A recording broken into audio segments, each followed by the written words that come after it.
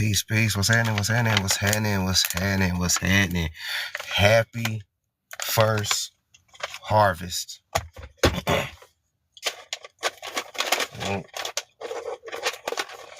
Hold on, y'all. Let me get situated. All right. Happy first harvest. Happy first harvest. What's happening? What's happening? What's happening? Come on in. Come on in. Come on in. Come on in. Don't stop. Don't pass go. Come on in. Hey, what's happening? 216. Monet, what's happening? Sleepy Eyes, what's good? Mr. King Kemet, what's happening? What's happening?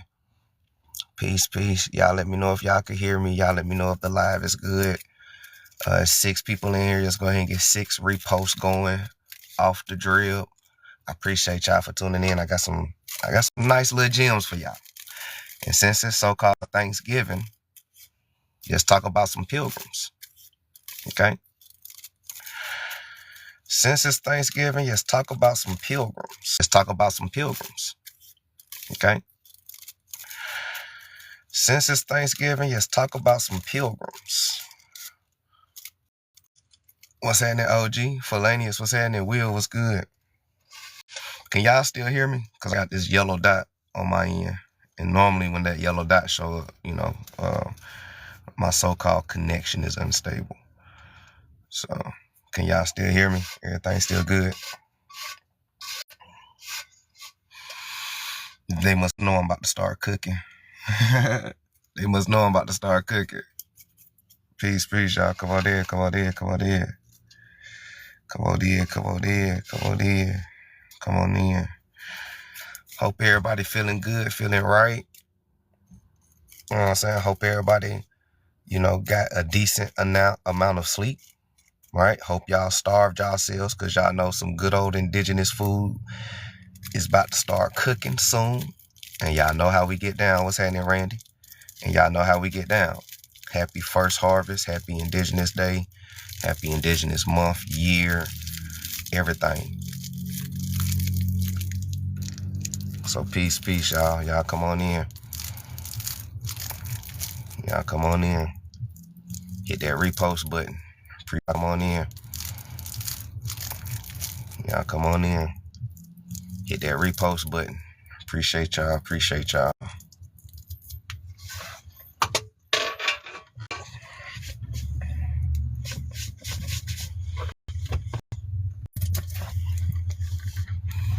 Said for sure, for sure. What's happening?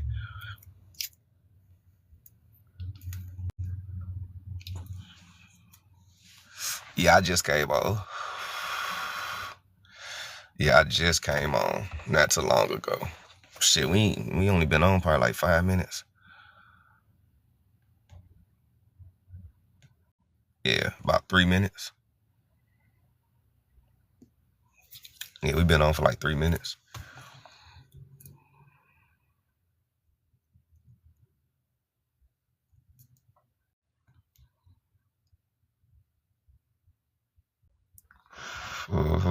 Y'all come on there, come on there. What's that, Lee? Peace, peace. He said, y'all been cooking since yesterday. I already know how I get down. I already know how I get down. 'Tis the season. You was sleeping good until, yeah. Well, it's all good. Nah, you ain't miss me. Shit, I just hopped on. Just hopped on. Had to make a few runs. I tried to go to the car wash real quick, but the car wash closed, and I should have known that. I should have known that they was closed.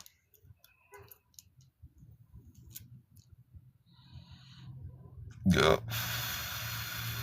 Hey, but y'all, man, yes, hit that repost. Just get 15 reposts going, 15 shares, and we're going to kick it off. I got some gems. We picking up where we left off with Latinos, Sephardics, Indians, you know what I'm saying, painting the picture for y'all of what it looked like in early colonial times and that whitewash version they gave you.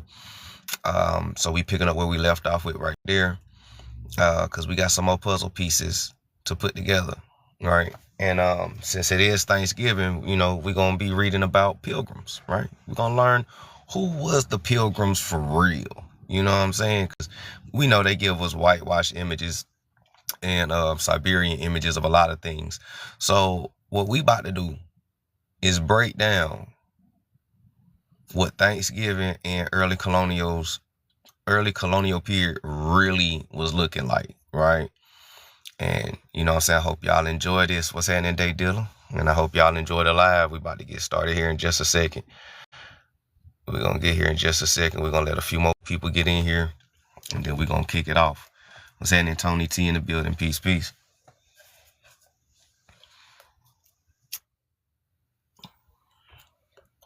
Happy harvest. Happy harvest to everybody. Happy harvest. Happy Indigenous Month. You know what I'm saying? Shout out to the Mississippian mound builders. So, I hope everybody remember what we've been learning about Sephardics and Moors. I'm going to give y'all a rundown, the recap here in a second. What's happening, KB? But so far, we're understanding that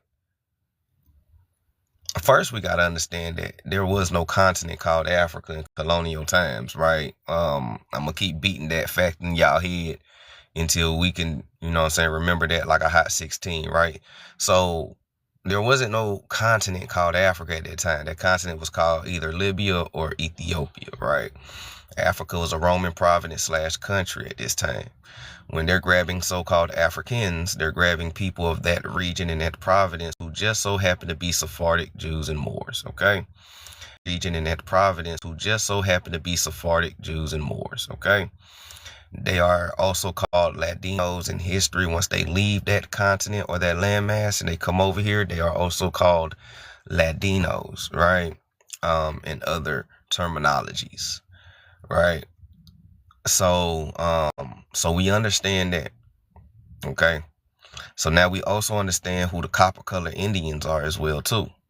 So it's real melanated in early colonial period. What's happening, Dark Mother? Grand Risings. All right. It's very melanated and copper colored in early colonial period, right? And you got a little Siberian here and there, you know what I'm saying? Little Ethobaskins, here and there, right? But for the most part, this is what it's looking like. Now, we're going to read, we're going to read a lot of this stuff. We're going to put it together. A lot of this information people just don't know about because they're brainwashed, they're racist, or, you know what I'm saying, or they just don't read. Some of them probably don't know how to read, right? But that's a personal problem. That ain't got nothing to do with me. So with that being said, man, y'all like the live, share the live, repost the live, roll it if you got it. Happy Harvest Day. We gonna get started in just a second. Give me 2 minutes. Gotta let my coffee set in and let the Sophia lettuce take hold. What's happening, user? That boy user says slow people trying to teach history. Nah, that'll be your teachers that brainwashed you. All right, what's happening, hosting? Peace, peace. Trip was good.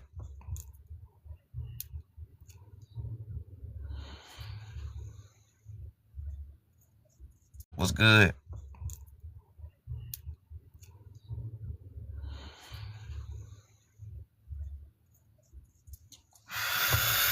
All right. So let's start painting this picture, shall we? Let's start painting this picture.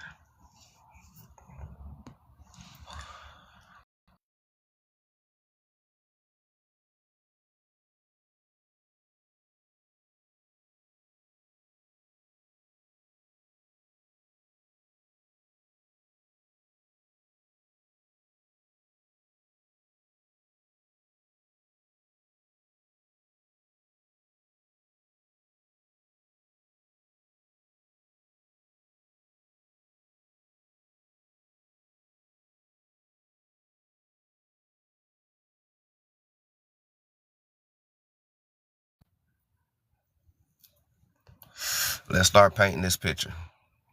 Okay, let's start painting this picture. So we know and understand what a Ladino is. All right, we also understand who Sephardics and Moors are.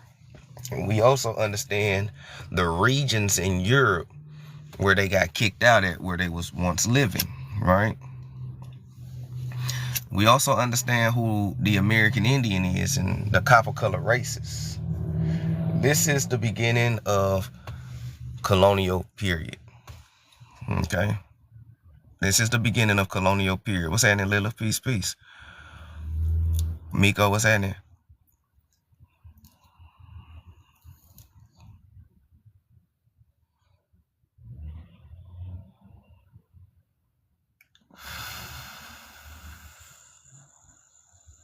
Hold on, I'm trying to catch up. What's hosting talking about? I said before it's too late. What you talking about? I don't know what you talking about. All right. So this is the beginning of colonial period. Okay. We understand that Latinos are Hispanicized Roman, right? Right. I'm gonna read everything so we can get an understanding. So the man appears African descendant, often labeled as Negro or Ladino, right? They talking about, y'all see it right there, right? The Ladino Sephardic Moor, right? The man appears so-called African descendant, often labeled as Negro or Ladino if he was Spanish speaking or acculturated. The woman, who is on the right, is represented as indigenous, often shown with traditional halapil or red buzo. Okay? The child is the mixed offspring, which is what you will call Afro-indigenous. Okay? Or mestizo or mulatto, right? The child is mixed offspring, what you will call Afro-indigenous, mestizo, or mulatto. Okay? Y'all with me so far? What's that in artifacts? Peace, peace.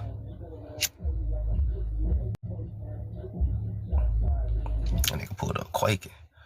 What's that in Tayani? Peace, peace. You said you notice everyone wants to write books about natives, but know nothing about them. Nah, I haven't noticed that. We're not talking about natives either. We're talking about American Indians. So y'all should go check out Jack D. Forbes, who's a native himself, who got books about this. Right? So shout out to Jack D. Forbes as well. Right? So now, y'all understand me, right? Y'all following, right? Right? I don't want to lose nobody, okay? So, yes, in colonial terms, this family would have been classified as Afro-Indigenous mixture, which overlaps with what your colonial terms, this family would have been classified as Afro-Indigenous mixture, which overlaps with what you're calling Ladino and American Indian. Appreciate the gifts. Which overlaps with what we already know about Africa. You can go learn, though. Shout out to y'all. All right, shout out to y'all. We ain't talking about Africa right now, though. So, we're talking about colonial times. I'm going to need y'all to stay focused, stay on topic, or you all can leave. Okay? Happy first harvest. Shout out to my Mississippians. So, when you're talking about colonial times, and they talk about so-called African, this is what they're talking about. Latinos, Sephardics, Moors, as we just read. This is what they're talking about. The first so-called Africans that came to America came in 1400s. Why? Because they was Latinos, Sephardics, Moors, El Negros, who was being kicked out of Europe in the Iberian Peninsula. Okay, so in colonial times, it's very melanated and Mongolian. Okay, can't leave out the Siberians in this. So now this brings me up to speed to colonial times. Okay, so now. Some of them was coming off the ship dressed like this fellow right here. Can y'all see my background? The live's still good. Can y'all see my background? Everything's still good. Everything's still straight. So some of the so-called Europeans or, Sephardics and Moors was looking and dressed like this fellow right here, right? Pay attention to the drip. The drip would tell you the region that certain people come from. Okay, like this drip right here, it got a little Iberian. Okay, learn what the French was looking like when they came over here dressed, right? The Spaniards and everything. So now when we talk about the Pilgrims was dressed a very specific way. Okay, the Pilgrims was dressed a very specific way, but they're still Latinos. They still Sephardics and Moors. Still Sephardics and Moors. They just come from a different area in Europe, right? These Latinos was dressed like this coming over here, right? The other Latinos who wasn't coming from Spain or Portugal, but was coming from places like Dutch, you know what I'm saying? Ireland, they would be dressed like this. They're pilgrims, right? These are also Latinos, Sephardics and Moors, just in a different territory in Europe. Okay, 12-12 on the clock. So now, just read a little something. Just read a little something. So, for those who don't know, yes, there were black pilgrims. Okay? For those who don't know, yes, there were black pilgrims is what I'm saying. Okay? Why? Because these black pilgrims are the same people, Sephardics, Moors, Latinos, being exiled from Europe. What's happening, too gracious? Peace, peace.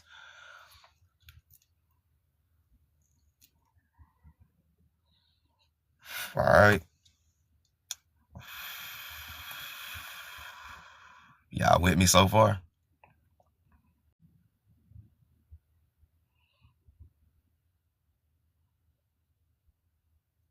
Okay. See your ass hungry. Ain't got no plate, huh? You know people get angry when they get hungry, man. You know folks get angry when they get hungry, fam. All right. So now, black pilgrims. All right. Black pilgrims can refer to individuals of what? African descent. We know who this African is, right? Right? Who lived in and were part of early Plymouth colony communities in Massachusetts. Though the term pilgrims traditionally refers to religious separationists, right? Those who are separating from religion. That's what a religious separatist is. One who's separating from religion, right? When I mean separate from religion, I mean separating from the church, right? The Catholics and Christians, they're separating. So because they are separationists, they are exiles. They get kicked out like every other Sephardic and Moor in Europe. So when you talk about the Pilgrims and the colonies and Plymouth and the Mayflower, these are separationists, those who rebelled against the church, Sephardics, Moors, Latinos, okay, who arrived in 1612.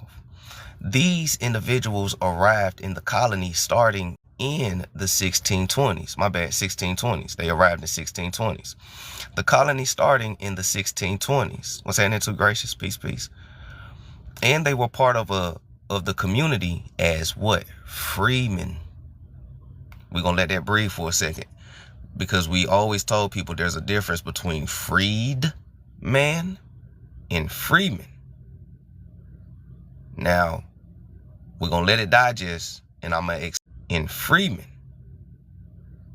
Now, we're going to let it digest, and I'm going to expound deeper on it, right? But these black pilgrims who are Sephardics and Latinos were community free. There's ways to tell who's the Sephardic and Moor in your family. I'm trying to tell you.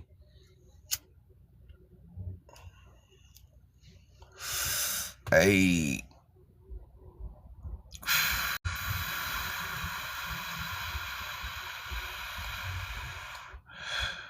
What the fuck is hosting talking about? You're creepy. I'm gonna get you out of my life. Are you a Danae person? Ah. Oh, shit. What's happening, Jim Dropper? Peace, peace. We got a Danae inside the live. Puppy eating motherfucker. Niggas, they be eating them puppies. I'm gonna escort you because, you know, Thanksgiving ain't got nothing to do with the Danae people. So I'm gonna go ahead and excuse you out the live, though. You talking crazy in my life, all right? Thanksgiving ain't got nothing to do with y'all, so I don't even know why you in here. You know, shit. I don't even know why he in here. The Dene and Navajo and shit, they ain't got nothing to do with Thanksgiving. Y'all boys was not over here, right? Shit, some of y'all was still migrating down from Canada and Alaska during this time.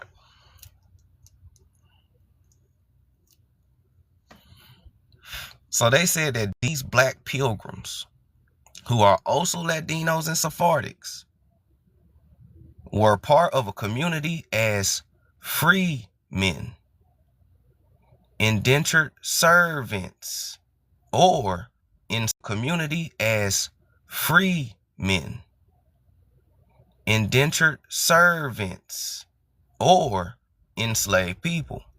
Look at that enslaved people again, right? Enslaved Africans, right? Sephardic and Moors, prisoners of war, right? All right. Some sources mention figures like Juan Pedro or Pedro as one of the first, while the existence of a black settler named Abraham Percy is supported record. So they giving you the names of these so-called black pilgrims or settlers, or what else is known as a settler, right? Latinos, Sephardics, and you can tell by the name.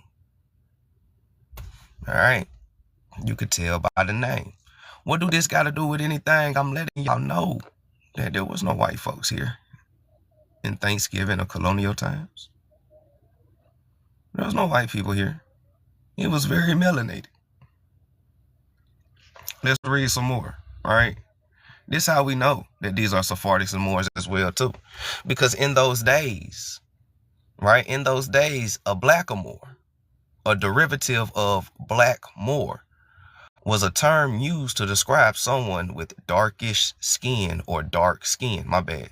Someone of dark skin. Listen to what I always told you. I've always told y'all what? Moor was an adjective to describe something, right? Who is these people originally? Sephardic Jews. Okay, Sephardic Jews can be Moors as well, too. It's a descriptive term.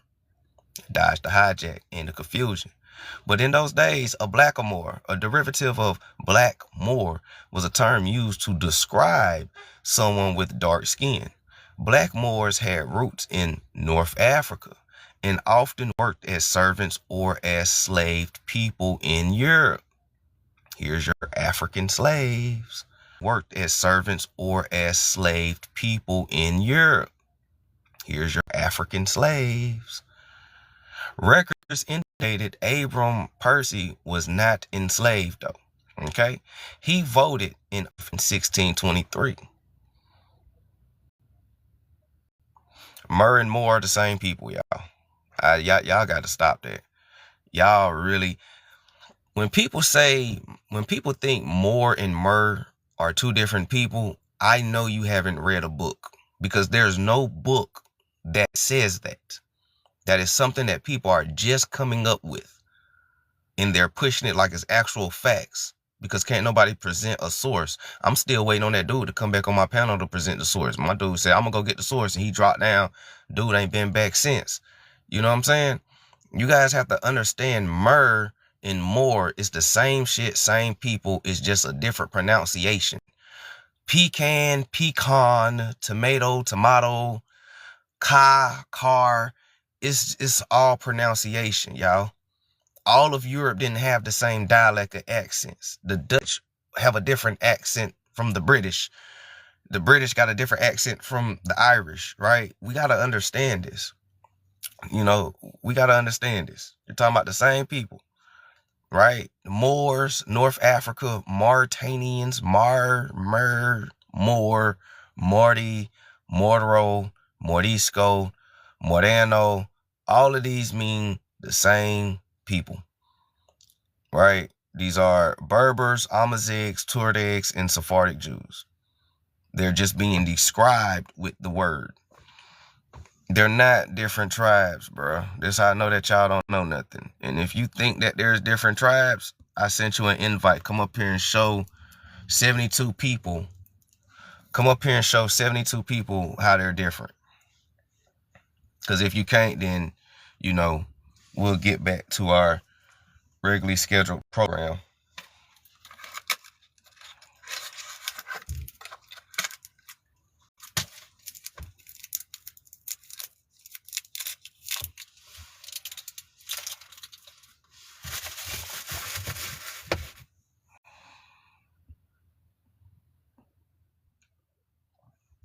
We all waiting.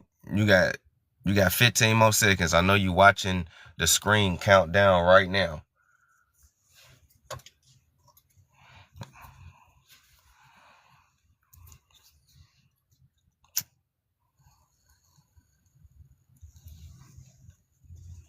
Mer and Moors are the same people. He said the Moors are North Africans. Duh. American Indians went to North Africa, built civilization. They became known as Mauritanians. Mauritanians, Mauritanians, they became known as Moors, Berbers, Amazigh, Turdigs. You niggas don't know shit, bruh. Y'all can't prove nothing. I know you declined my request. That's because you ain't got the proof. A lot of you niggas don't have proof when y'all be saying that shit. So I'm gonna escort y'all out the live. A lot of y'all niggas don't be having proof when y'all be saying that shit. I'm gonna send you a request so you can prove what you're saying. And you follow my page. That shit's crazy. Come up here, spiritual mind. You prove to everybody. Y'all making them separate, but Moor and Mer are the same people. It's the same thing. It's different pronunciation. I'll wait.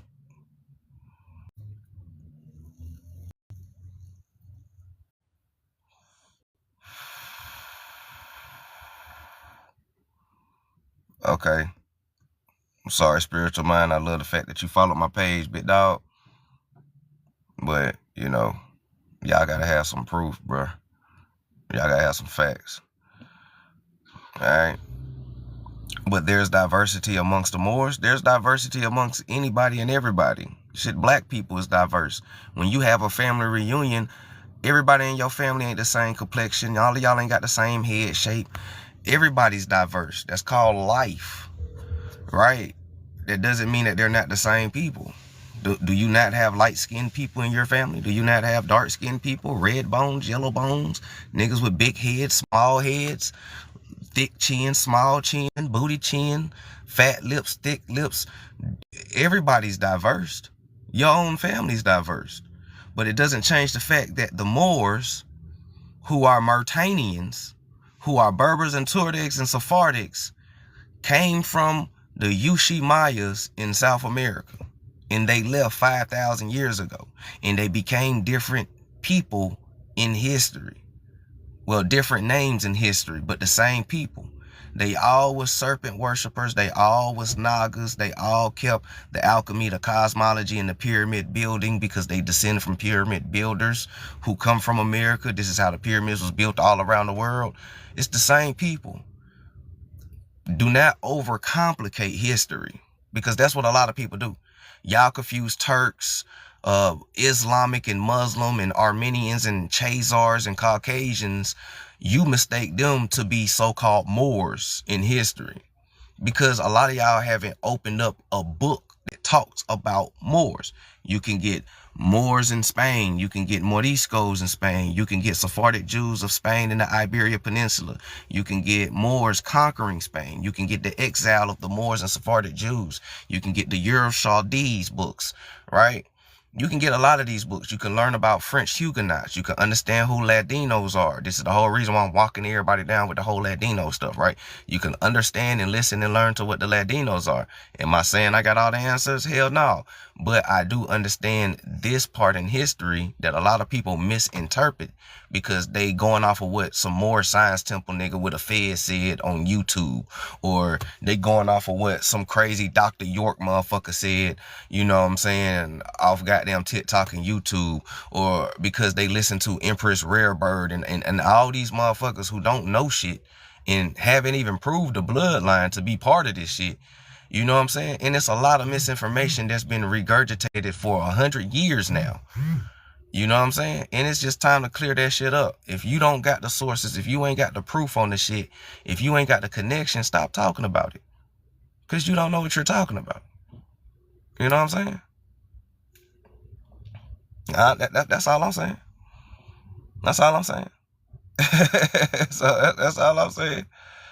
Hey, man, look. Like I said, my panel is always open for anybody that disagree. But anyways, just get back on track though. So now, right, when we talk about these black pilgrims, right?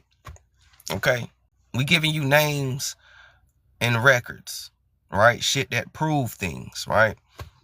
So records indicate that Elmbrom Percy was not enslaved. He voted and owned land, having arrived in Plymouth in 1623.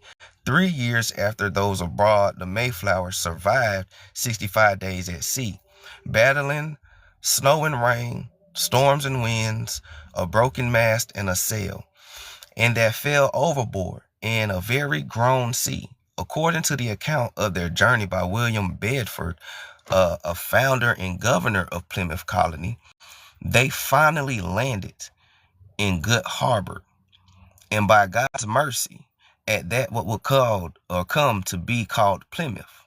Okay, so these was melanated pilgrims. What's happening, Samuel? These was melanated pilgrims, Blackmores, Sephardics, North Africans. Right? Let's keep reading though. Y'all can find this in the Seattle Times. Okay. There's 62 people in here. Just get 62 reposts, man. I appreciate y'all for tuning in. Thank y'all for the likes, the love, the gifts as well. Y'all know how we do it. And happy harvest to all my Mississippians. All right. So on November 1st, 1676, a Negro named Jethro, right? Jethro, a Negro named Jethro, right? Because he is Sephardic. Jethro is a Sephardic name. And remember, we're Latinos, black pilgrims. So, of course, there would be a Negro named Jethro. Okay? He was captured by, quote unquote, Native Americans. According to Stratton, the man named Jethro was retaken by colonists in order to serve successors of his deceased master, Captain Willett, for 2 years, and then be freed and set at liberty. All right, freed. On July 1st, 1684, a man named Robert Trice, who was described as a Negro who lived in Socrates and was charged with firing a strap. Trice, who was described as a Negro who lived in Socrates and was charged with firing a strap at the door at a name named Richard Stanley. The shot shattered the leg of Daniel.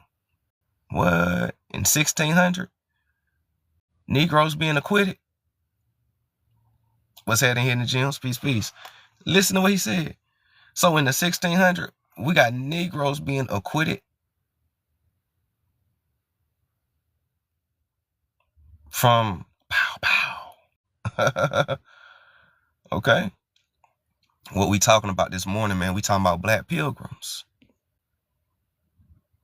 All right? We talking about black pilgrims. Okay.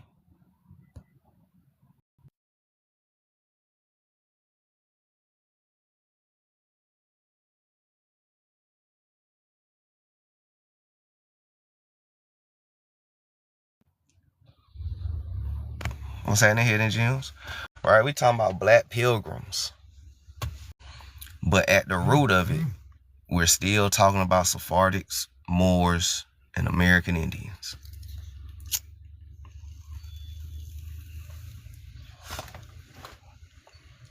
I've always been preaching that a lot of this be the same people going by different names. That's all it is.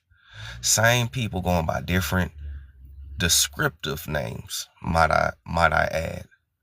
Same people going by the same descriptive names. Okay? And a lot of times they use these descriptions and social constructs to throw you off track of who's who. Because to the untrained mind and eye who is new to this information, I could be talking about colonial times and I can use the word Negro. And automatically you would think an African. You wouldn't even think the Indian. But in colonial times and colonial documents, Moors were referred to as Negroes and the American Indians was referred to as Negroes. Who's referring to both of these colored people as so-called Negroes? It gotta be the YT folks and other people who's creating this racist ideology in the process. Because this is the same time where you got Carl Linnaeus coming up with the human classifications and all of this type of stuff going on at the same time too. Okay, so peep game. So you have to be real versed and understand that words like Negro, Black, copper colored or colored people, people of color, all of these are descriptive terms. And yes, they can mean American Indian, but they can also mean Sephardics and Moors as well too, because they also got reclassified coming over here. They also got reclassified. That shit, they got reclassified in 600 AD going against the Romans, to be honest. 600 AD is the first time where Sephardics and Moors were referred to as Africans by the Romans. So that was their first classifications. And from 1600s on through history, African was always known to refer to as Sephardics and Moors who's been Latinized because they've been conquered by Rome. Roman Providence. You know what I'm saying? So only in late 1800s where they start changing the narrative to make you think it's the whole landmass. And it's really not.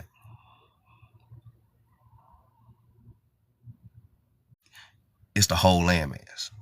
And it's really not.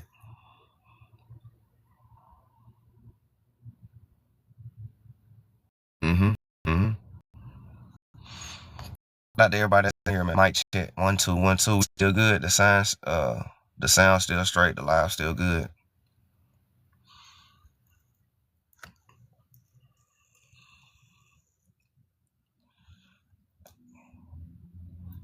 Yeah, anybody got any questions? Feel free to ask real quick while we let it breathe for a second.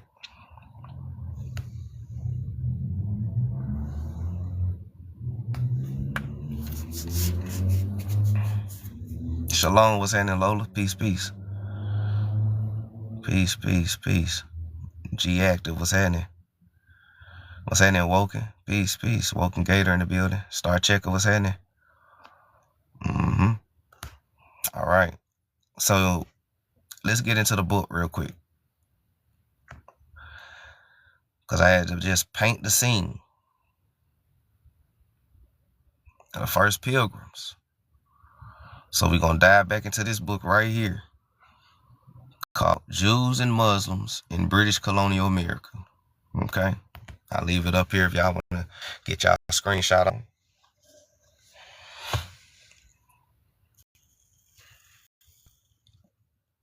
What's happening, Mocha? Peace, peace.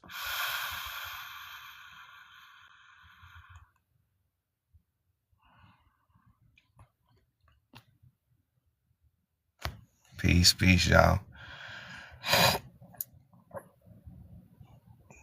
Yeah, pretty much, Miko. Yeah. 1600s to 1621, probably 1630s. You know, just the whole colonial period. You know, just the whole colonial period, pretty much. Because you got to remember, the Pilgrims are the Latinos. So technically the Latinos, who are Sephardics and Moors, came over in the 1400s. Right? And they were being exiled from Europe from the 1400s all the way through so-called colonial times. This is what the so-called transatlantic slave trade, this what gives birth to that. Because now we know that those so-called Africans that was on those boats coming over here were actually just Sephardics and Moors being kicked out. You know, Latinos, so-called black pilgrims, you know what I'm saying? Black Irie people, you know what I'm saying? So on and so forth. Mm-hmm. Mm-hmm. So let's crack this thing open and just go to the chapter that talks about pilgrims. Okay. I wonder why there's no evidence of boats though. That's because some people walked over here. Some people walked over here. Some people, as crazy as it might sound, some people called an airship over here because they had airships in 1700s. Like there was air travel with the airships, the blimps, that goes all the way back to like 1770s, 1790s. So a lot of people was actually traveling through air over here, right? When you think about how close Iberia is to the Americas, actually, it's not that far. Um, so everybody was being pushed throughout the Iberia and in Ireland. They already right here by Canada and New York and all of that. So, it's not really a travel like they want you to think. And then a lot of times we already had steamboats, right? If we got airships and all of this stuff at this time, guaranteed we have steel boats. So I believe a lot of the ships that came over here was steel boats and not wooden boats. They love to make you think colonial times was just, horse carriage, wood, what I'm saying, log cabins, wooden ships, all that crazy shit. When in reality, America was very highly civilized and we had high technology, and not just America, but Europe and a lot of places did, you know what I'm saying? So, steel boats actually been around longer than what they tell you. So their ship manifesto and those steel boats still exist still to this day. But we're too busy looking for wooden boats. We're not even thinking about the steel boats.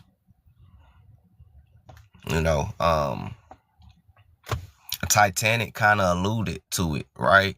You got all the rich people up top and all the poor people at the bottom type shit.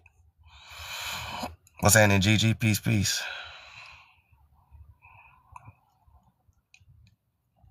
What's happening, or? It said the problem is historical context. They hear European, automatically think associated with modern white.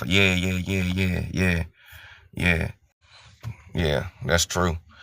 So let's get into it though.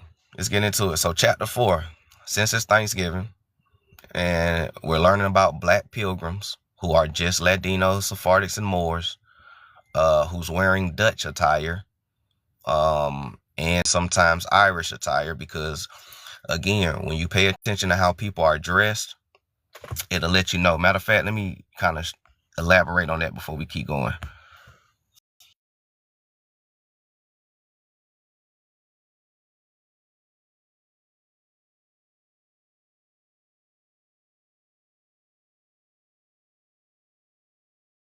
All right. What's happening, Ra? Peace, peace. When we talk about Sephardics and Moors, the attire also tells a story. You know what I'm saying? When you look at how people are dressed, it also tell you what region that they're coming from, that they're hailing from, right? So when you see, your typical conquistador, iron chest plates and helmets and shit like that, you already know that got a lot to do with kind of like Roman shit, Roman, Vatican conquering night ordeal, right? Because a lot of those who are conquistadors was those Sephardics and Moors who converted over to what? Catholicism and Christianity, right? And they became known as conquistadors, right? So the attire would tell you. When you look at the Moriscos or the Moors, right, the soldiers or the prisoners of war, turbans on, knights and straps in the belt buckle, or the belt buckle or the waistband, whoop de whoop whoop. This is very Mediterranean, desert North African attire, right? So you know that these people are coming from that region, right? When you look at the Moor or the Sephardic that's wearing the red and yellow suit that's right underneath the Moor or the Sephardic that's wearing the red and yellow suit that's right underneath the crypto. Pirates of the Caribbean. A lot of Sephardic Jews were pirates, right? And merchants and shit, right? So that's, you know that he's a pirate, right? When you go over, dude with the earrings and the cup, that's more of a British or Breton, England attire, right? And it tells a story, and it helps you know where people are coming from. So once we understand that, and no, these are all Sephardics and Moors, you know, Latinos per se, right? And so now, even though I probably, you know, I think they exaggerated on a lot on some of this shit, but this is Dutch and sometimes Irish, okay? And it's religious attire, right? Puritans, Amish, Mormons, you know what I'm saying? This is what we start getting into, and this is religious attire, right? So this let us know that these was Puritan separationists, right? Some type of Amish or Mormon type of people. All right. You said, where are these black Europeans? They in America. They in America. You walk past them every day. They in Europe. There's black Europeans in Europe right now. I mean, shit.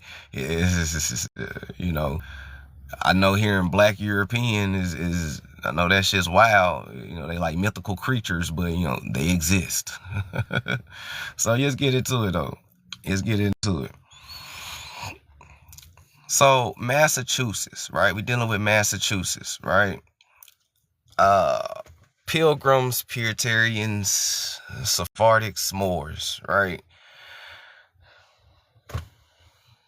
You say, I feel what you're saying, bro, but just because it's in a book doesn't make it right. Yeah, this is why we do genealogy, right? A lot of us that know what I'm reading is right is because most of us did genealogy and we dug deep enough to understand this, right? So, yeah. The outline of early Massachusetts history is familiar with most Americans.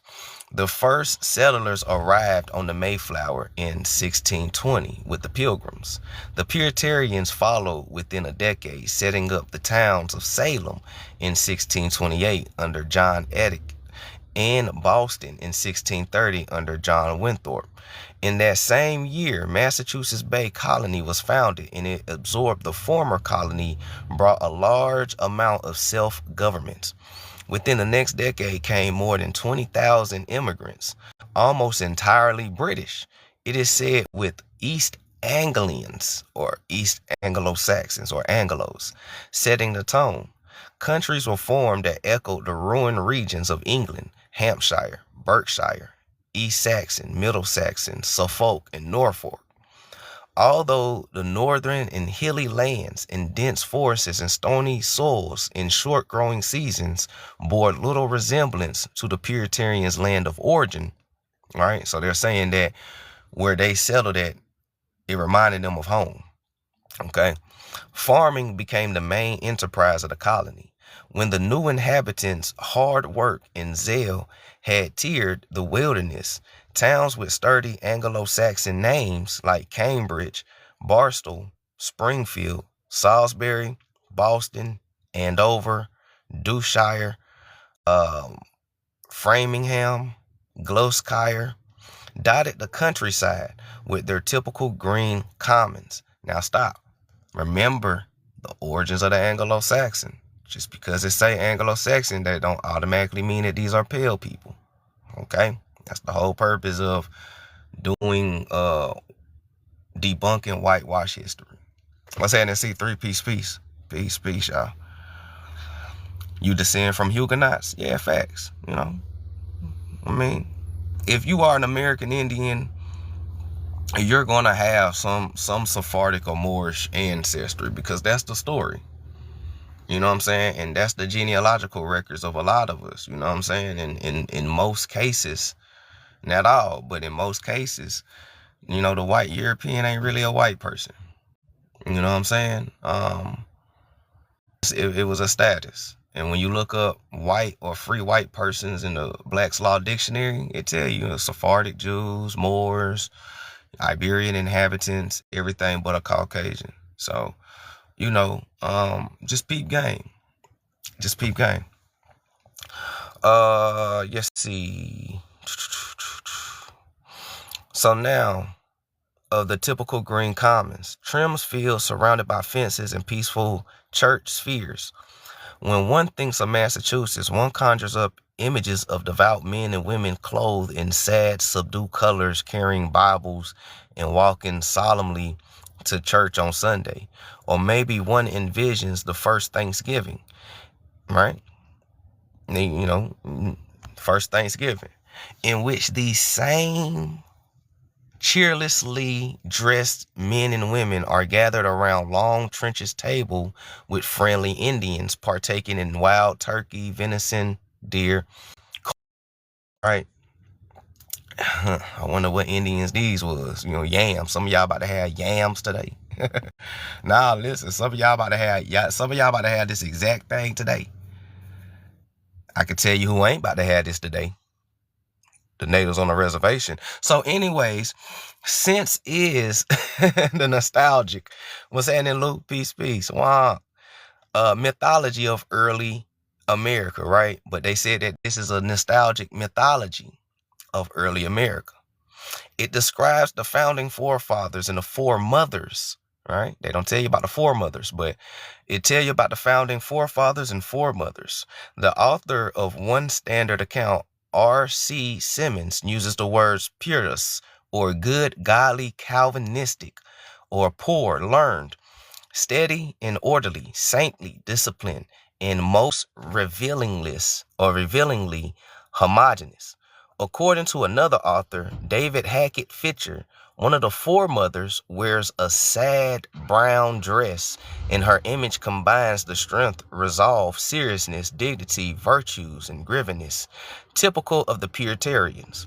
Fisher stipulates that this small uniform group of settlers grew into a regnant population that has essentially lasted to the present day. Okay? To the present day. The immigrants with an E, not an I, who came to Massachusetts in the Great Migration became the breeding stock for America's Yankee population. Became the breeding stock for America's Yankee population. They multiplied at a rapid rate every generation for 2 centuries. Their numbers 100,000 by 1700, at least 1 million by the 1800s. Now, ain't nobody reproducing like more than so-called El Negros, because come on, we already know grandmama had them 12, 13, 14, 34 kids, you feel me? So, peep game. We're talking about Sephardics and Moors, El Negros, okay? So, at least to 1 million by 1800, 6 million by 1900s, and more than 16 million by 1988, all descended from 21,000 English immigrants with an E, not an I, who came to Massachusetts in the period from 1629 to 1640.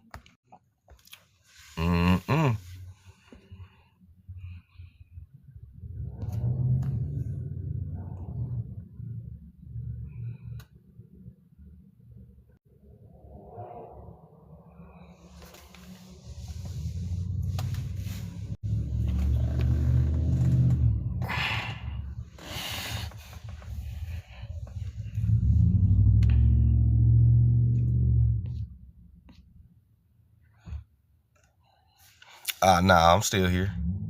I was waiting for that truck to pass by. All right. Let's keep going. Let's flip the page. Oh, excuse me. Flipping the page. Where we at with it? Oh, yeah, here we go.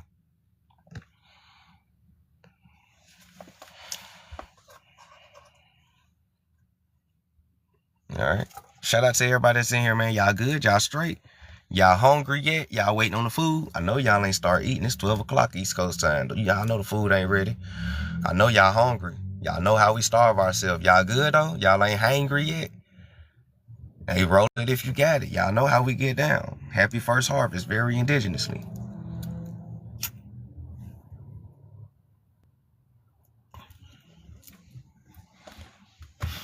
All right. So peep gang. So it says in the 17th century. I'm eating right now. It says in the 17th century, even as it was anti-Catholic and anti-Spanish, feeling boiled up and became a frequent theme of public discourse or private commentary. Spain's follies and pretensions and ultimate ruins were the talk of Europe, and it was easy to attribute the cause of an extremist from the Catholicism, right? We turn now to Benjamin Labrie in 1979 work, Colonial Massachusetts, A History, right? Which provides a more dispassionate omniscience narrative of the Massachusetts colony, which provide a more, right? One informed by over 350 years of hindsight. By the 20th century, it was well appreciated that the people who were to become known as Pilgrims originated as an extreme sect of Puritan, damn, hold on, y'all. All right. So by the 20th century, it was well appreciated that the people who became to known as the Pilgrims originated as an extreme sect of Puritans, termed separatist. They had migrated under the leadership of their minister, John Robinson, or Reubenson, son of Reuben. They had migrated under the leadership of their minister, John Robinson, or Reubenson, son of Reuben. All right, to Amsterdam and to the Netherlands in 1607, and then moved on to Lindien. In 1606, Sir Fernando, and then moved on to Lindien. In 1606, Sir Fernando Gorges is Spanish for George, and Fernando is obviously a Spanish given name.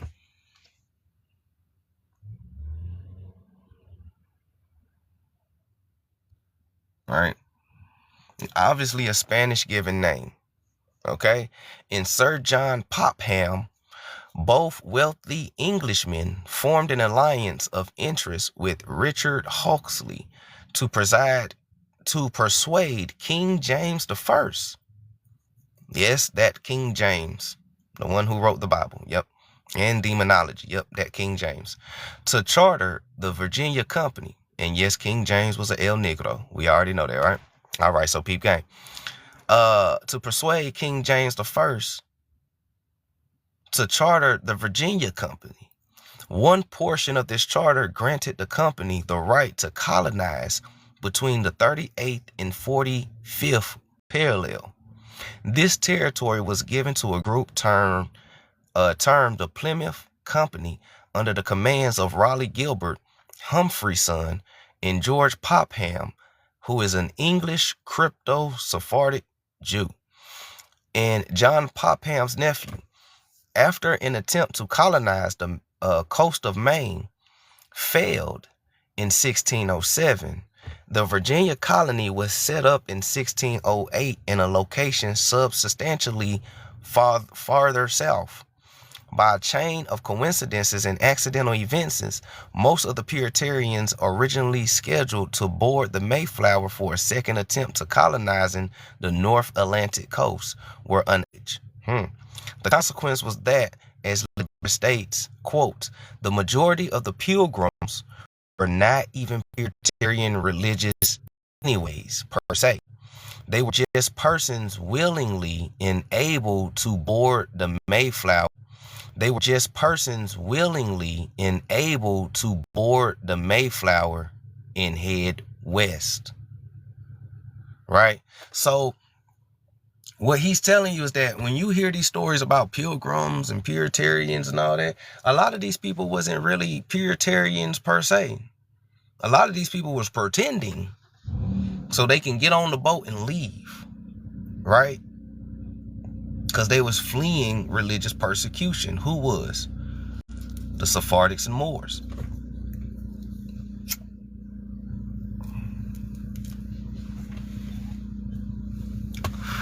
Mic check 1 2 1 2. We good? We straight?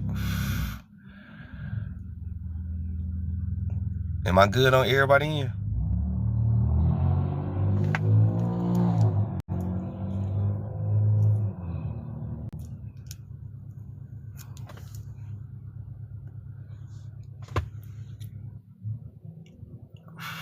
Okay, cool. Just want to make sure.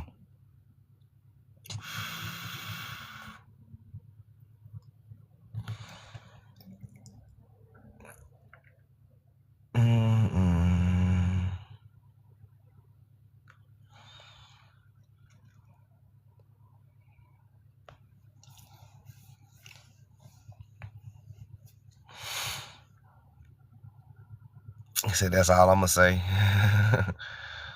No wonder they weren't running. Yeah. All right, just make sure that everybody can hear me. So, flipping the page.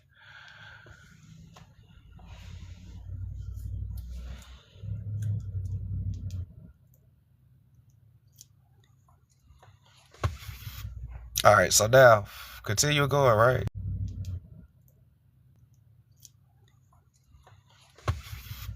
All right, so now, continue going, right? Hold on, y'all. Hold on, y'all. Hold on.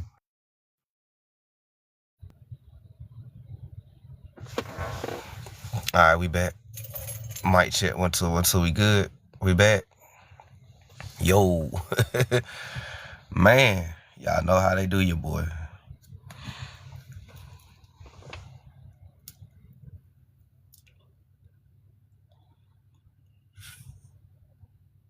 What's that, that bit raw? Peace. Appreciate the gifts, y'all. Y'all know how they be doing, y'all, boy. We good? We back, y'all? I know Lou said we straight on his end.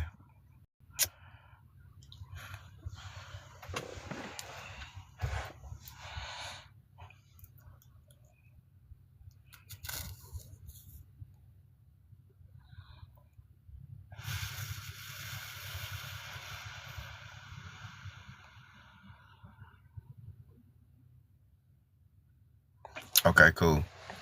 All right. So now, as I was reading off the names, so Richard Moore is listed with the Brewster family. Okay. Their children, Ellen Moore, is with the Winslow family, which also indicates George Soule, which is a Sephardic name. Okay. El Negro. And Elias Story, likely from Austria, but is a heavily Sephardic region of Spain, or a region called Sortoro in Morocco. Okay.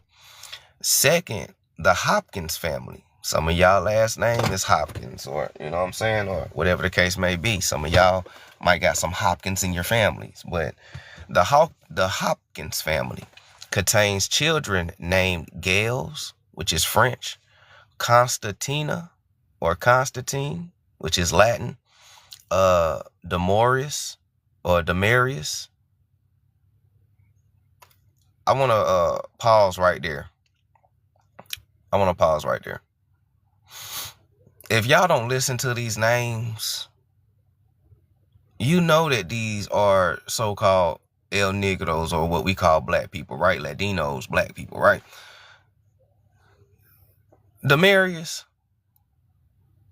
Come on, y'all. Demarius. How many YT people y'all know named Demiurge?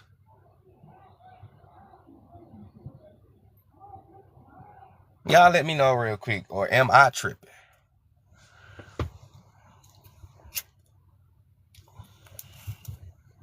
Not one, right? None. And these are Sephardic names.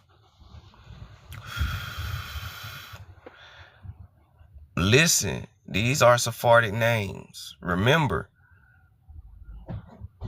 Jews lived in ghettos, ghetto names. are most times Sephardic names. I'm going to let that marinate for y'all for a second.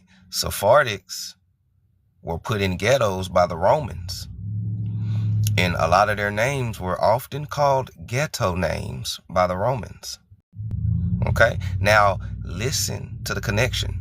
When we come to the so-called ghettos in America, and it's our people, our names are what? Demiurge, Tamar, Gales, Eli, Elijah, Shekinah, Sharika, Shaniqua. All of those are Arabic, Hebrewic names, if y'all didn't know that. This is why it's very important to study names and languages. Yeah, a lot of those are Arabic and Hebrew names. Come on, man. Demiurge, that's Hebrew. Demiurge comes from Tamar, which is a Hebrew name. Yep, Natasha, Sasha, all that, yeah. Right? So peak game of the names. Just pay attention to the names. Pay attention to the names. You'll hear names that's in your family that you done grew up with or whatever. But peak game.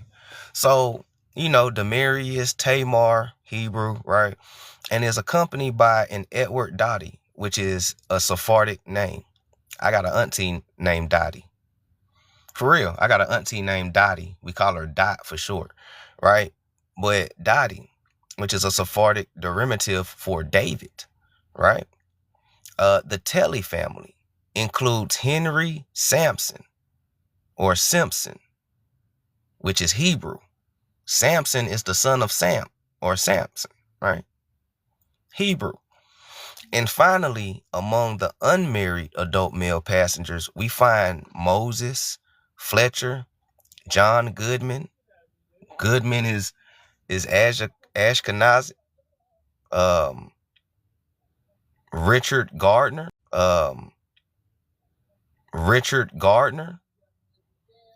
Thomas English.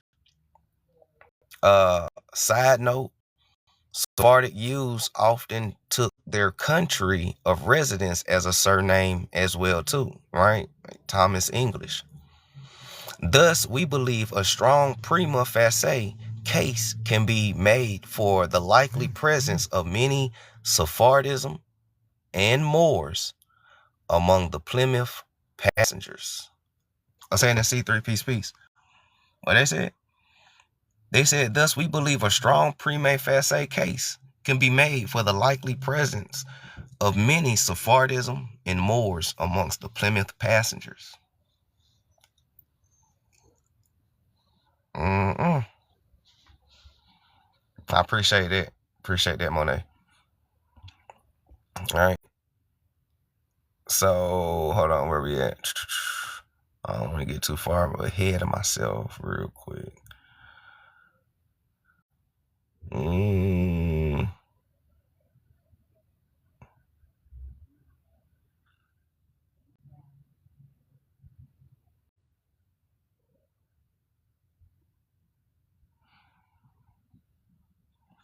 Hold on. Some of these is out of order. Hold on. Give me a little minute. TikTok says Sephardic name discussions. Yeah. Okay, here we go. Yeah. So just continue going. Hold on. Roll it if you got it, man. Y'all know how we get down.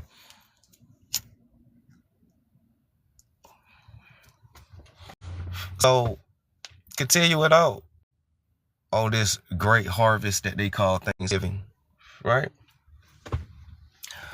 The Mayflower carried the so-called Pilgrims to the Plymouth. It had traded in the Muslim Mediterranean, unquote. Such adventurers and promotes as George Sandys, William Starchy, unquote. Such adventurers and promotes as George Sandys, William Starchy, Sir Thomas Rowe, Ralph Lane, John Smith, George Carrot, founder of New Jersey, John Pori, Sir Thomas Smith, Sir Thomas Adow, and John White were in North Africa before they went to America. Come on, y'all. Where was they grabbing these so-called African slaves from and prisoners of war?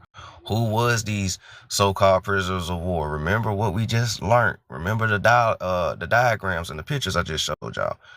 Right? A lot of these are colonists. Some of them is Sephardic, Moriscos, Morenos as well.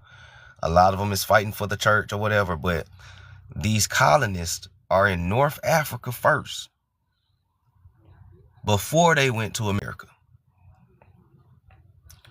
This is why today's Africans don't have an African slave story, because it didn't happen to them. You ask a Nigerian what happened in slavery, he gonna regurgitate the McGraw-Hill book to you. You ask somebody in Senegal or Gambia or Ghana or something like that, hey, do you have any ancestors who was kidnapped or whatever? Like, is there any family stories? You know, your uncle went to go get water, he ain't never come back. You know what I'm saying? Anything like that? Most of them don't. What they know about slavery was taught to them. Why? That's because the so-called Africans were coming from North Africa. Why? Because they were Sephardics and Moors who fled to North Africa, right? When the beginning of the exile started, a lot of Sephardics and Moors went to South France. A lot of them went back down to North Africa because they had kingdoms and towns and connections still there. Some of them went to Ireland. A lot of these people Africa before them coming to America. And I wonder who they got with them. Okay, so peep gang. So they went to North Africa before they went to America. The ties between England and North Africa were as strong as her empathy was towards Spain. An orientation enthusiastically endorsed by Sephardic Jews, for whom Morocco had been one of their first places of refuge after expulsion from the Iberian Peninsula. Why are these people in North Africa? Because the Sephardics are in North Africa and Morocco. Why? Because Morocco was one of the first places that they went for refuge after expulsion from the Iberia. Who's in Morocco? The Berbers, the Tuaregs, the Moors, Mauritanians, right? They're cousins. See what I'm saying? Yet another category includes Baptists, or aka Catholics. The latter, especially those identified with Spain, were commonly depicted as arch enemies of England and its colonies. Denouncers include Lord Say and Saleh, as well as those refugees from the Iberian Peninsula, presumed here to be Sephardic and Muslim/Moors, fellow travelers of the Puritans. Interestingly, and Muslim/Moors, fellow travelers of the Puritans. Interestingly, Thomas Clark and William Tye were champions of a wider toleration. Clark would go so far in 1658 to protest with Edward Hitchinson to the harsh laws passed against the Quakers in the time, with Leverett objecting at Cambridge platform. Valentine Hill, a landowner and trader to the eastern parts, was connected with Hitchison family because his first wife, Frances Freestone, was the cousin of William Hutchison Hill's second wife. Mary Eaton, a daughter of Theopilus Eaton of New Haven, is connected him through her stepmother, Anne Eaton, to David Yale, who is Anne Eaton's son, a Boston merchant who agitated with Robert Child and for more flexible forms of Puritanism. Okay? Everybody know each other. All right? These sound like El Negros, right? Isn't there something about El Negros? We all know each other, or we know somebody or somebody. And a lot of these names, as we just got done reading, are Sephardics and Moors, El Negros, Latinos, Black Pilgrims, right? So peep game. So Francis Norton came to the New World initially as an agent for the Manson family of New Hampshire. Excuse me. And rather than a devout Presbyterian, he gravitated towards Sedgwick's more version or vision and was married to Mary Stanson, the daughter of Sedgwick's partner in the Charlestown cedar mill. Joshua Hugh, the nephew of the prominent English merchant and ironmonger Joshua Foote, was involved closely in business dealings with Edward Hitchison and other tolerantist forces in the colony. Finally, Robert Child himself, also an inventor or investor, became infamous as an author of the pro-tolerantist remonstrance of 1546. These patterns of interwoven business, religious, and material bonds are typical of crypto-Sephardic Jewish communities, and we believe they help to perpetuate a private form of religious practice within the communities that endured from generations to generations. Oh, we're going to let that breathe. What's that, spicy? We're going to let that breathe, boy. They said they move like crypto Sephardics, right? Hidden Sephardics, right? We're talking about El Negros, right? We talk about Salem witch trials and shit, right?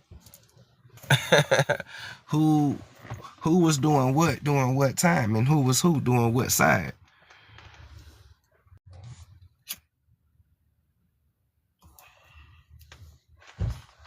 Although we gonna get into it though, right? We gonna get into it though. So these was crypto. Although we gonna get into it though, right? We gonna get into it though.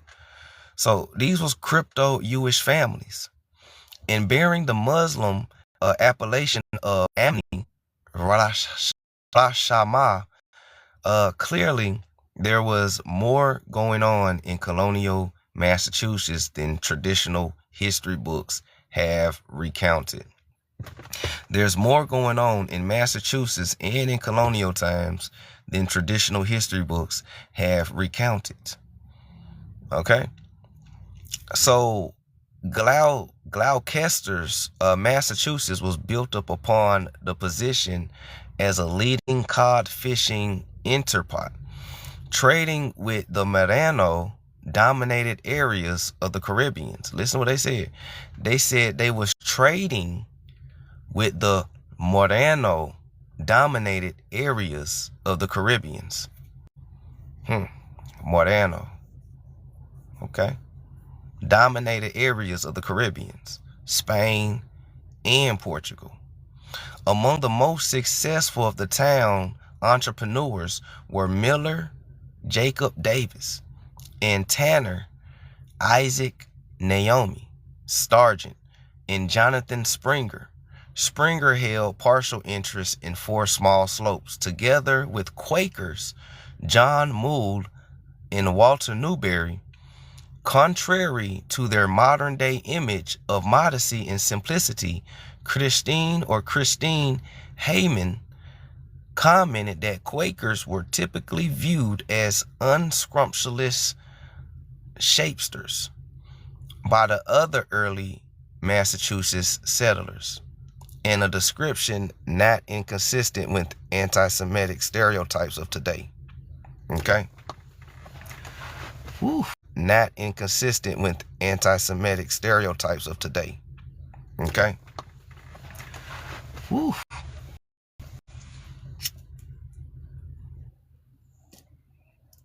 Colonial times. Pilgrims, pilgrimages, Latinos, Sephardics, El Negros, copper-colored Indians, colonies. Oh my.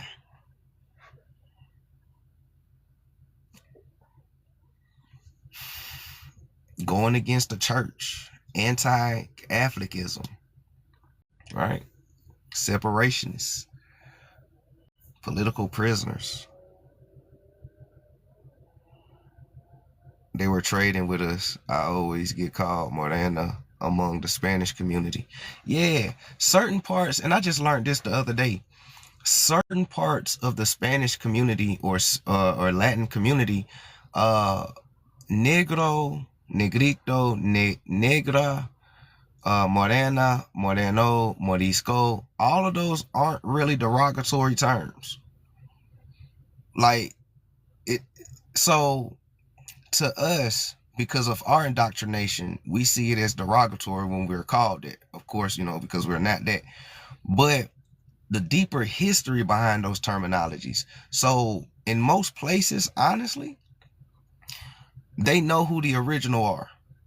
And they always call the original negros, negritos, negras, moreno, morisco, moro, all of these different variations. But doing our research, we know that all those terms lead back to what?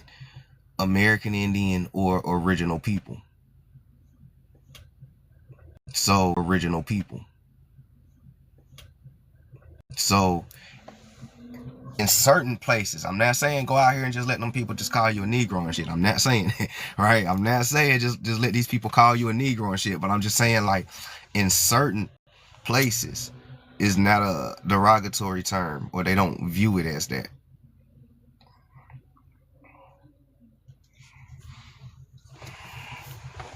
Mm-hmm.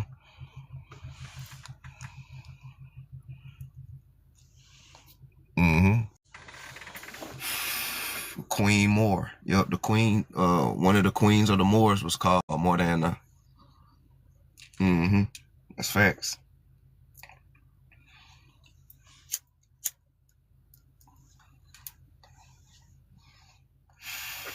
But PK though. So now we getting into this whole witchcraft stuff that was, I'm saying, that they was talking about, right? Damn, Los, I thought we was talking about, Thanksgiving, no, I said we was talking about black pilgrims. It's just that black pilgrims and Thanksgiving go hand in hand. There was a lot of things that was going on around this time, right? So, first of all, just understanding what is it looking like. Even though I'm reading all this type of stuff, we should already know that these are melanated people of color. These are not YT folks like the McGraw-Hill book and your Rothschild indoctrination school taught you, right? Even down to the first mestizo and the first mulatto, they are still dark-skinned, copper-colored individuals. Why? Because the YT gene haven't entered copper-colored individuals. Why? Because the YT gene haven't entered most of our brothers and sisters who are of lighter skin complexion with straight hair. If you look at their genealogical records, that just happened. Right? Remember, it only takes 3 generations to lighten up the Indian or the Sephardic and more, right? It only takes 3 generations. And when people look at genealogical records, you'll understand that 3 generations ago, a lot of our brothers and sisters were melanated and they look just like us. You know what I'm saying? Now, we ain't about to go into what happened and all of that, because then you start getting into the darker side of colonial times. You know what I'm saying? And I'm not saying that it always leads back to that.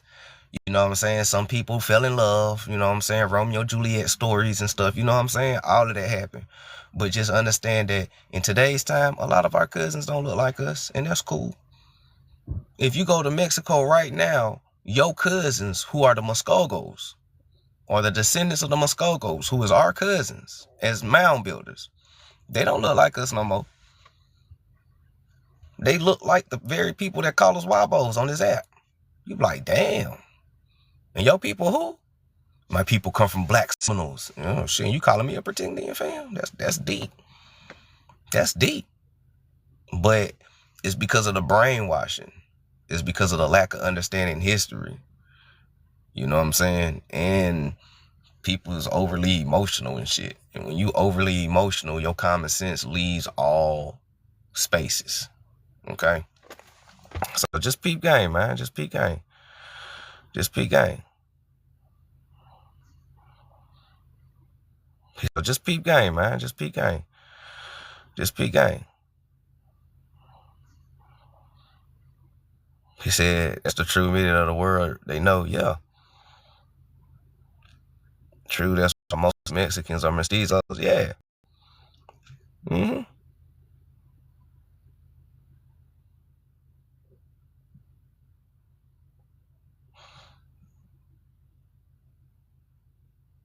Oh, that's dope, Gigi. Your grandmama's last name. Yeah. Yeah. So that's why it's like, so one more time.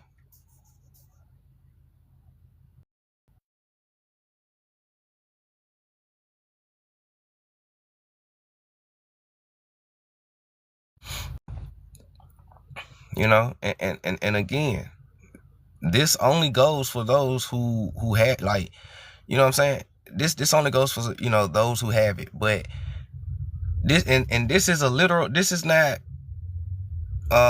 chat GPT AI, nothing like this. This came from the caster system, right? Y'all know the caster system, you know, that they have, that we all be looking. So I plugged it in and translated the words from Spanish to English, right? And I found something very, very deeply, is that this right here is what you would call so-called black in India produce tuo, or a so-called mestizo, or whatever the case may be, because it's a little Portuguese in there as well too. In translation, the Sephardic, the Moor, the Ladino, or the Latinized Africans who came here in 1400s, right? Okay, so getting kicked out of the Iberia, right? You know, in North Africa, all that, right? We get that. They came in with the Indian. When they mixed with the Indian, they produced the very first mestizo / mulatto, because mulatto and mestizo is the same word. One is just Spanish, the other one is just English, right? But it's the same thing, right? Modern day Mexicans or modern day mestizos of lighter skin complexion, our cousins, our day Mexicans or modern day mestizos of lighter skin complexion, our cousins, our brothers and sisters, their ancestor is this Afro-Indigenous person that's called a mestizo. They descend from the first one. The first one descend from the Sephardic and the Indian. And I guarantee if you look at people's genealogical records, it'll definitely show that. Right? Now, when you take that child grow up, you say he marries a YT woman. Now the process of lightening up the bloodline begins. Now that child from that marriage, it gets lighter, hair gets straighter, marries another YT person, right? This is why there's things called octoroon, quadroon, and, you know, there's other terminologies besides biracial. Biracial 2, you know, triracial 3, you got quadroon, octoroon, it's boom, boom, you know what I'm saying?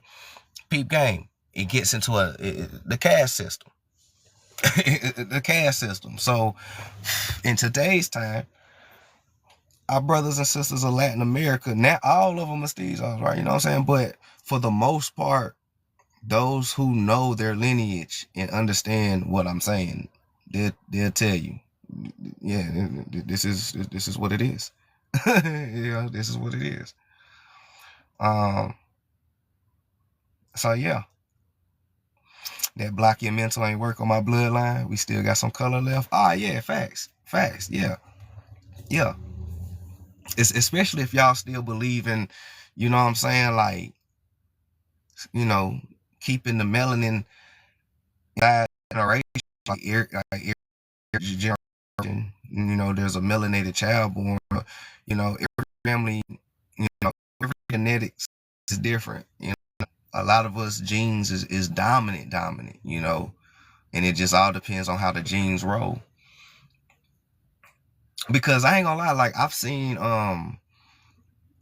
like mestizo, I've seen like two, and I hate to use this word. I really hate to use it, but we're talking colonial times, right? So up here I've seen two like light skinned mestizo couple, right?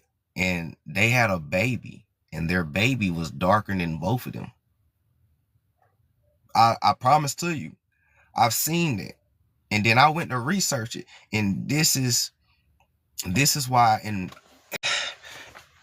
because not all of Latin America is racist, right? Because some people understand, and some people don't subscribe to race at all.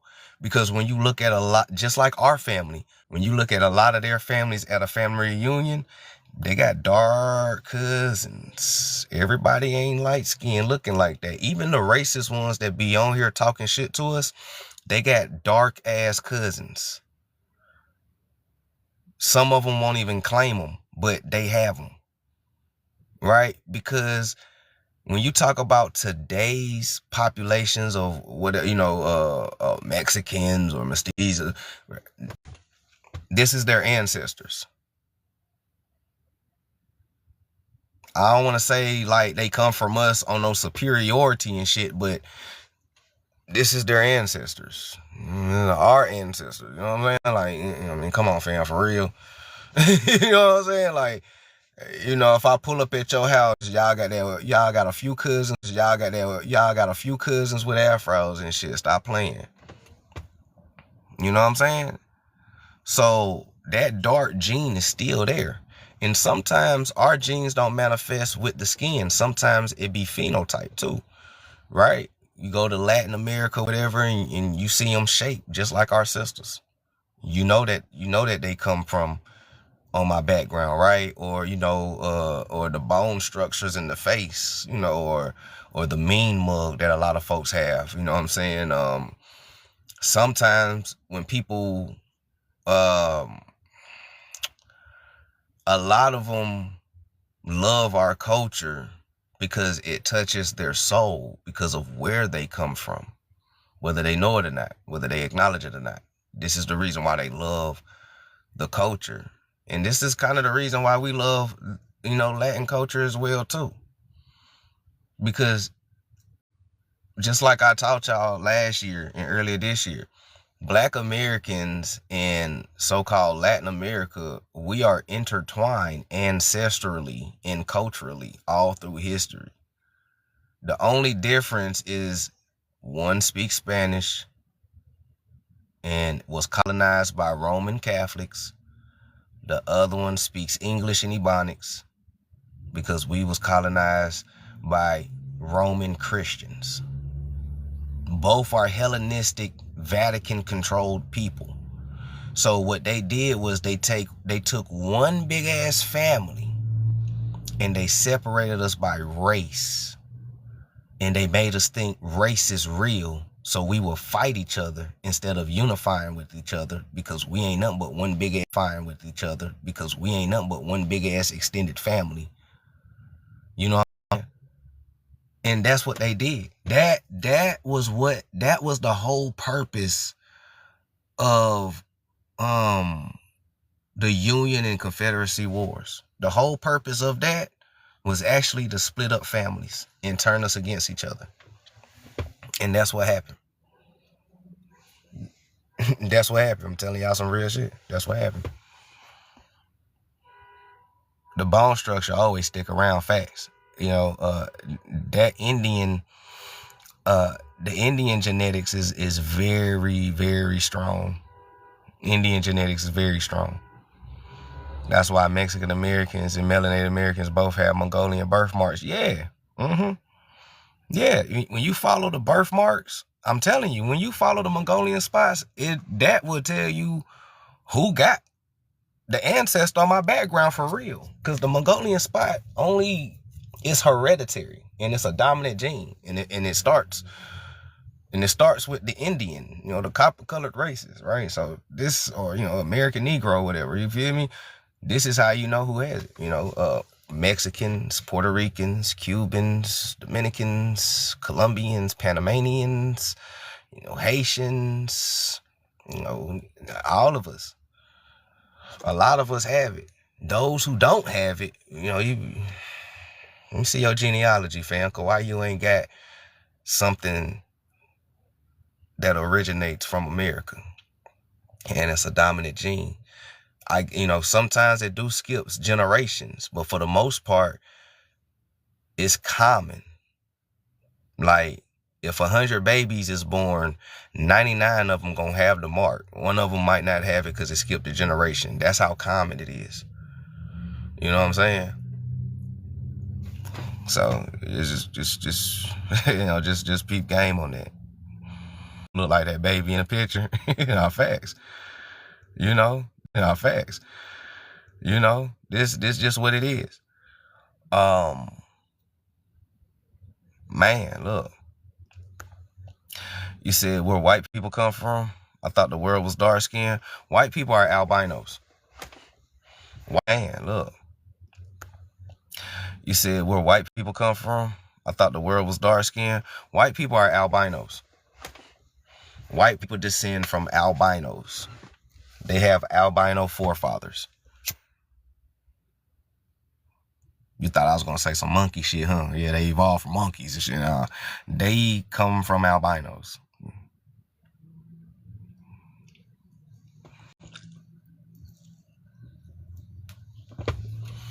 They actually used to be labeled albinos in the 1600s. They was called Europaeus albus. Albus is where you get the word albino from. It means white. So YT people were called Europaeus albus, or Albion Nation, right? Nation full of white folks. Peep gang. So that's it. They just albinos who kept breeding amongst each other. I don't want to go too far into it on TikTok right now, but just know that they come from albinos. And of course they got our genetics, that 1 to 5%, so-called black DNA that they have, that goes a long way in their makeup, believe it or not. It goes a long way inside their makeup. What's that in Tar Design? Peace. Said moles run heavy in your family? Yeah, moles definitely run heavy in my family too.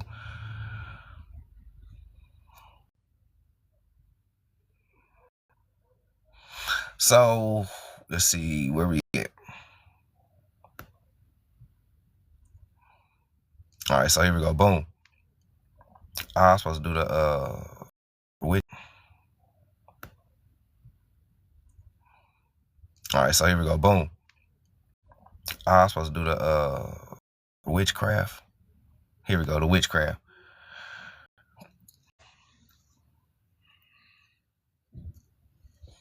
About 14%. Just try to knock out this in the next page real quick. So I can go charge up my phone and I'll come back on tonight. So peep game. So just dive into the witchcraft part, right? So a defining attribute to the Massachusetts colony was the phenomenon of so-called witchcraft. This type of panic broke out much more frequently in New England than any other colonies. One winter finds that more than 95% of all accusations and 90% of unenlivened sentences occurred amongst the Puritans. That's crazy. The reason most often given is the Provincial Angloan origin of Puritans, Anglo-Saxons, right? The eastern countries of England had the highest number of witchcraft cases. This may be only half the story, though, for there appears to be xenophobic aspects to witch hunting in both Massachusetts and places like East Saxon in England. I wonder what type of xenophobic aspect to this witch hunting. All right, peep game. Put it together. The town of Gloucester experienced several charges of witchcraft against against both ministers and townspeople.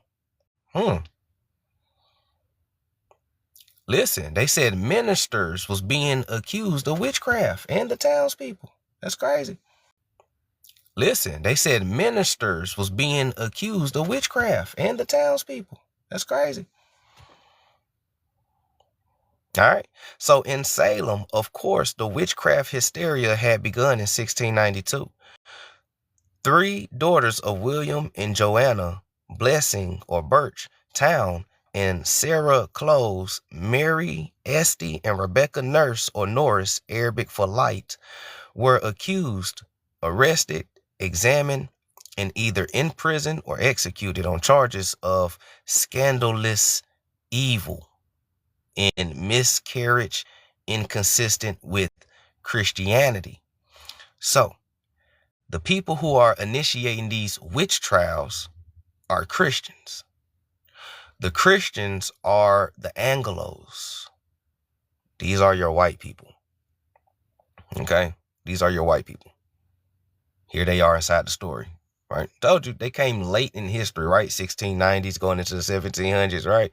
Told you, they came over here late because now they're trying to Christianize everything, right? So we pushed all the Sephardics, Moors, we got them in one place in America with the Indians. Okay, just go for a Hail Mary, colonize all of them at one time so we can control all these land masses. Remember that article I read to y'all last night or yesterday about 1930s, right?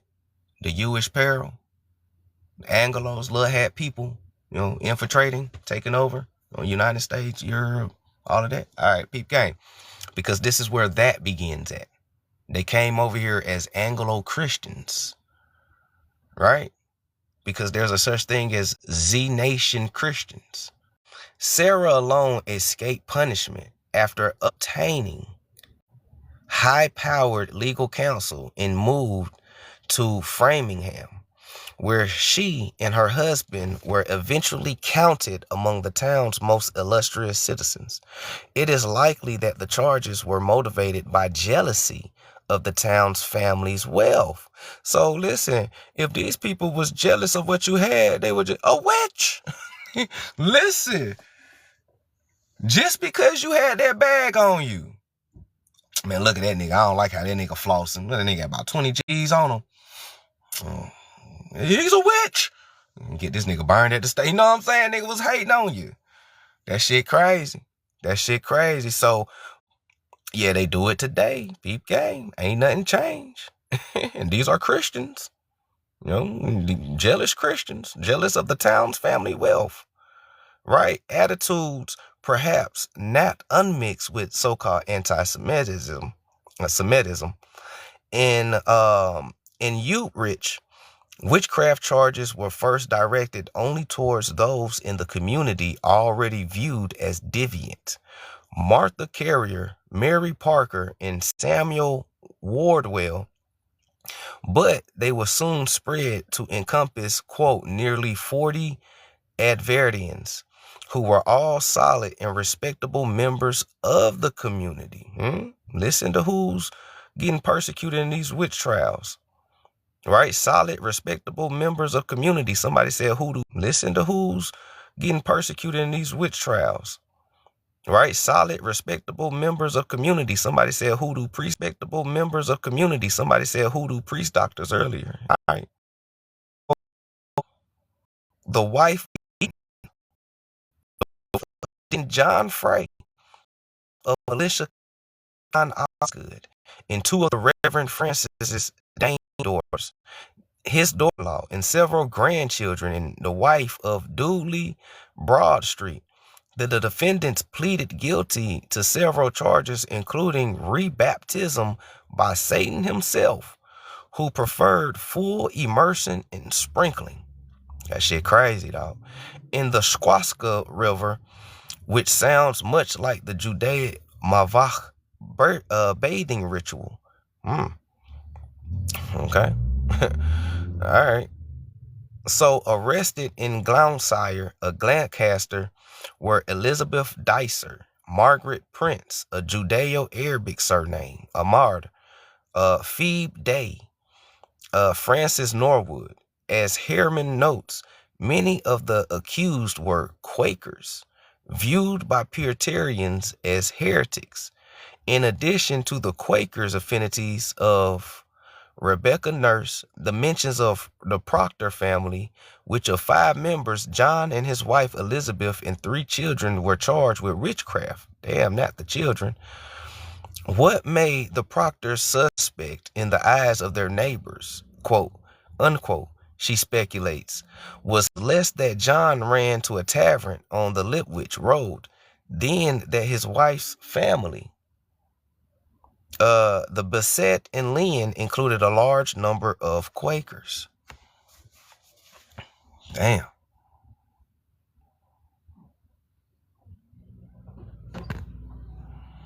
That's crazy. That's crazy work. Let's get to this last page real quick. Y'all good? Mic check 1 2 1 2. Y'all can hear me? We still straight?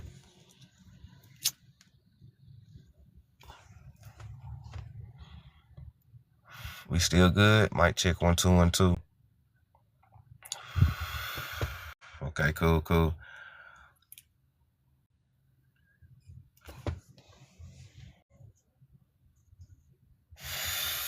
And this is something that we're going to go over and over a few times. You know, repetition, the father of learning. Y'all know how we get down.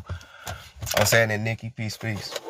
You know how we get down. Repetition, the father of learning. So this is something that we'll go over a few more times. Absurd to be modern day Christianity and religious in general, man. Look. So let's get it in real quick. We got 6%. Let's go. So as consequence of the so-called purification, unquote, of its population of Sephardic Jews and Moors, right? Listen, they're trying to purification, the population of Sephardics and Moors. All right. Many occupations were virtually abandoned, unquote, he writes. Quote, trade, the crafts, and the sciences languish.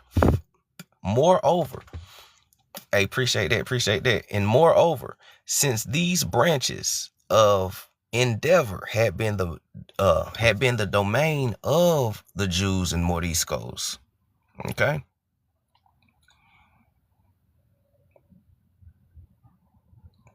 So they're trying to purify a population of Sephardics and Moors, right? Latinos, El Negros.